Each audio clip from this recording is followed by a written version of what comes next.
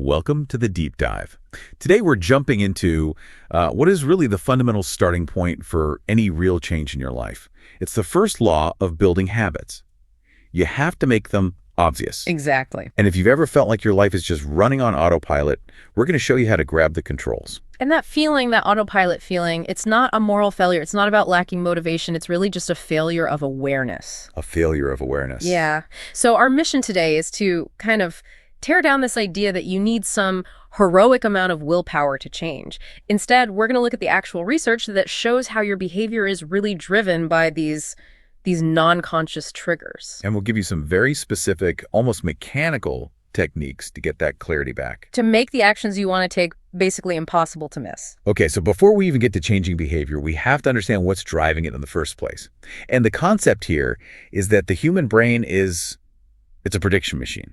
It is. Constantly. It's analyzing cues, patterns in your environment, and it's doing it at a speed that, you can't possibly register consciously. Right. Think about what we call expertise. It's really just this incredibly high-level, non-conscious pattern recognition. There are these amazing stories, like the paramedic at a family party. Oh, I think I know this one. Yeah, she looks at her father-in-law, who feels totally fine, and just says, "We have to go to the hospital. Right now." And it turned out he had a major arterial blockage.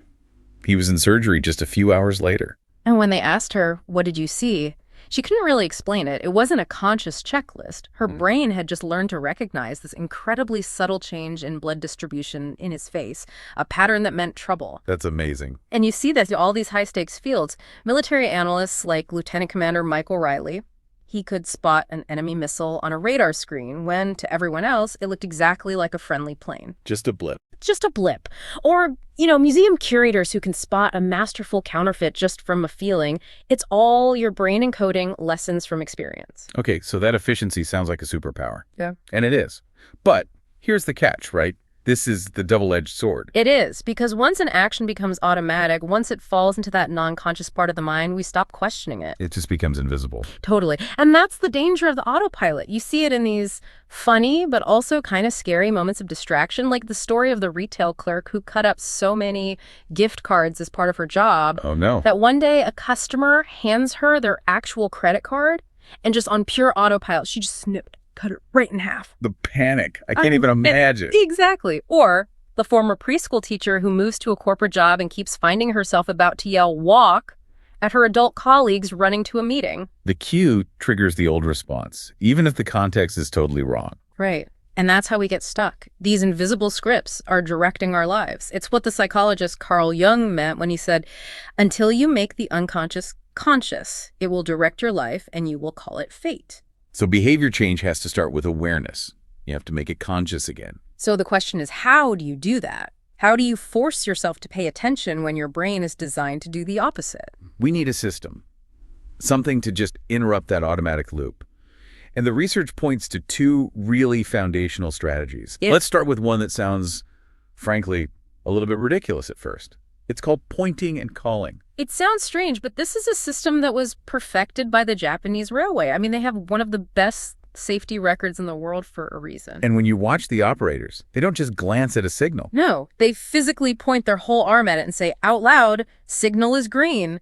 They point at the speedometer, call out the speed, staff on the platform point down the track and yell, "All clear." It seems like this whole elaborate ritual, but it's about forcing the brain out of that non-conscious mode. You're using your eyes, your hands, your mouth, your ears. You're creating sensory redundancy.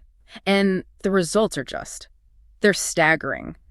This process reduces errors by up to 85% and cuts accidents by 30%. Wow. It's so good that New York's MTA, the subway system, adopted a modified point-only version, and they saw a 57% drop in trains stopping at the wrong spot on the platform. And you can bring this into your own life. Let's say you're trying to break the habit of mindlessly eating a cookie. Right. The next time you reach for it, you can literally point at it and say out loud, "I am about to eat this cookie. This will make me gain weight and hurt my health." Hearing yourself say the consequence makes the choice real. It makes it conscious. It breaks that trance. Okay, and the second tool is something you can do literally the minute this deep dive is over. It's called the habit scorecard. Super simple exercise. You just write down everything you do in a day. And I mean everything. Wake up. Turn off alarm. check phone, make coffee, pet the dog. You list it all out. Then you go back through and you give each one a symbol, a plus, a minus, or an equal sign. Good habit, bad habit, or neutral. And that judgment, it's personal. It depends on who you want to be. Checking your phone could be a minus if you want to be more present, or a plus if you're waiting on a critical work email. Right. The key question to ask is, does this habit cast a vote for or against the person I want to become? And this is really important. The first time you do this, there's no judgment. You're not trying to fix anything yet. You're just noticing. You're just an observer. Once you have that awareness, you can finally start applying the first law. Make it obvious. And this gets to a huge misconception. People think they lack motivation when what they really lack is clarity. We're so vague. We say, I want to be healthier or I should read more, but there's no plan. We're just waiting for motivation to strike. Which it rarely does. So that's where a strategy called implementation intentions comes in. It's just a plan you make beforehand about when and where you're going to act. The formula is so simple. You could write it on a sticky note. I will do the behavior at this time in this location. So I will meditate for 1 minute at 7 a.m. in my kitchen. It's specific. And the research on this just blows my mind. There was a big study in Great Britain on exercise. The 2001 study, yeah, they had 248 people split into 3 groups. The control group, who just tracked their exercise, had a 35% success rate. Okay. The second group, the motivation group, they read all this inspiring stuff about the benefits of exercise. The success rate was 38%. Wait, only 38%? That's almost no difference. All that motivation did nothing. Basically nothing. Motivation is flimsy. But the third group, they didn't get any motivational speeches. They just wrote down the exact time and place they would exercise next week. They made an implementation intention. They did. Their success rate was 91%. 91%. That's more than double. It's incredible. It just proves that clarity crushes motivation. You remove the decision-making from the moment of action. The plan is already made. And there's a related idea here called habit stacking. Right, which is all about leveraging the fact that our behaviors are like a chain reaction. One thing leads to another. Like the Diderot effect. Yeah. The story of the philosopher who gets a beautiful new scarlet robe. And suddenly everything else in his study looks shabby in comparison. So he buys a new desk, then a new chair, and spirals into debt.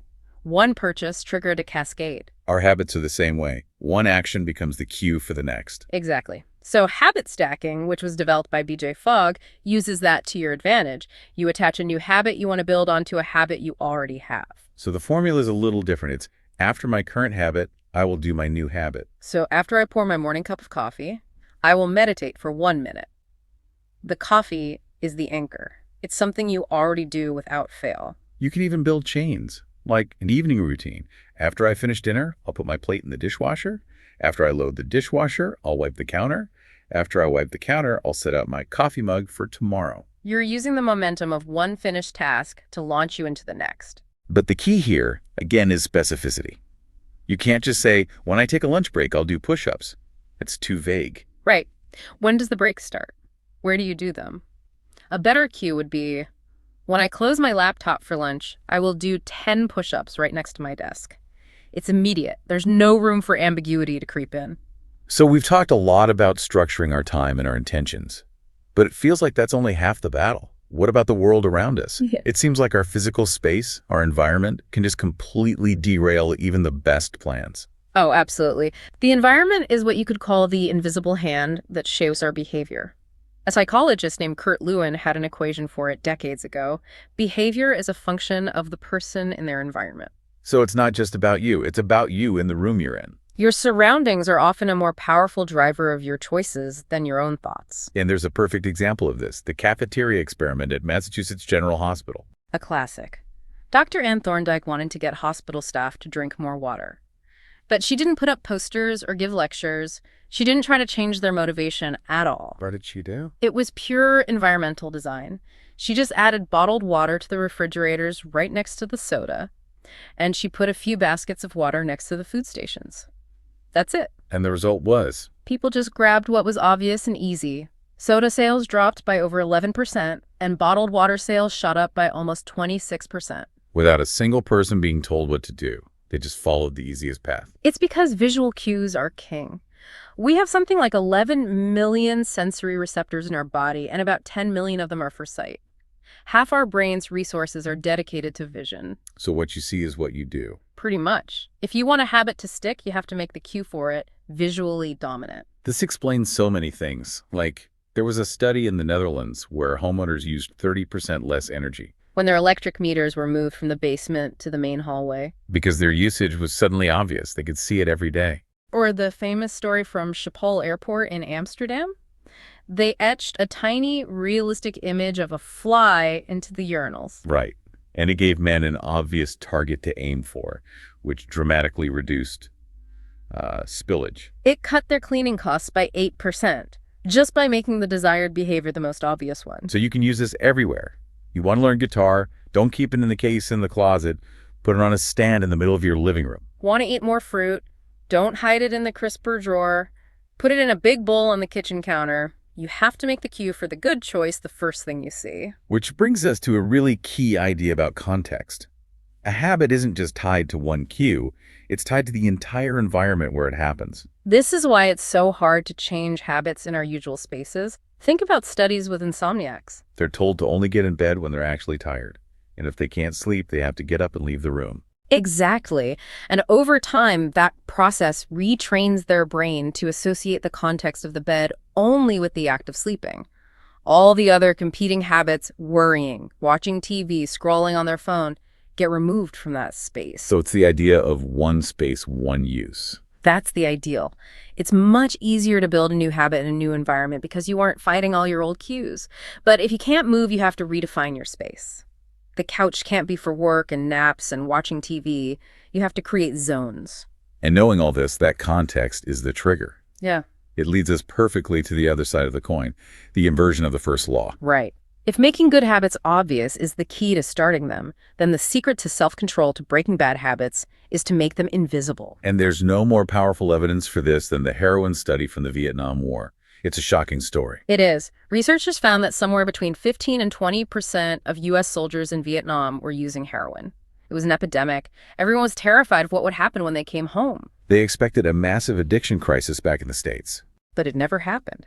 When the soldiers returned home to an environment where all the cues were gone, the stress, the social group, the easy access, only about 5 to 12% of them relapsed. That's a radical finding. It suggests the addiction wasn't just a permanent flaw, it was tied to the environment. The addiction just seemed to spontaneously dissolve for most of them when the context changed. Now, compare that to a typical drug user who goes to rehab, gets clean in that cue-free environment, And then they go right back home to their old neighborhood, their old friends. and they face a 90% relapse rate. The environment is everything. So what this really means is that disciplined people aren't necessarily stronger or have more willpower. Not at all. They're just better at structuring their lives. They are architects of their environment. They spend less time in tempting situations, so they don't have to use willpower as often. Because trying to resist temptation is a losing battle in the long run. It is. Once a habit is encoded in your brain, the cue can trigger a craving almost instantly. Scientists call it cue-induced wanting. They've shown that if you flash a picture of cocaine to an addict for just 33 milliseconds, that's too fast to even consciously see it, it still activates the reward pathways in their brain and sparks desire. You can't fight that. You can't out-willpower your own brain chemistry once that trigger has been pulled. So the practical solution isn't to fight the craving, it's to avoid the cue in the first place. Reduce your exposure. If you can't focus on work, don't just try harder. Leave your phone in a different room. If you're eating too many snacks, don't leave them on the counter. Put them in an opaque container on a high shelf in the back of a cupboard. Make it invisible. Your energy is much better spent optimizing your environment than trying to summon more willpower. This has been a huge deep dive into just this one law. Make it obvious. We've covered the absolute need for awareness with tools like the habit scorecard and that strange but powerful pointing and calling system. We talked about creating clarity with implementation intentions, giving your habits a time and a place, and habit stacking, which links new habits to old ones. And crucially, how environment design is really the secret driver of your choices, and how its inversion making bad habits invisible is the true path to self-control. And the key takeaway here is that you can break a habit, but you're probably never going to completely forget it. The mental pathway is there. So long-term success isn't about being a victim of your environment, it's about becoming the architect of your world. So if you take one final thought with you today, think about that idea of one space, one use. We talked about how mixing contexts, like using your bed for work and TV and sleep, makes stable habits nearly impossible. So if you had to apply that rule to just one area of your house, what's the one habit you would want to stabilize, either to start or to stop? And how would you redesign that single space today to make the right cue impossible to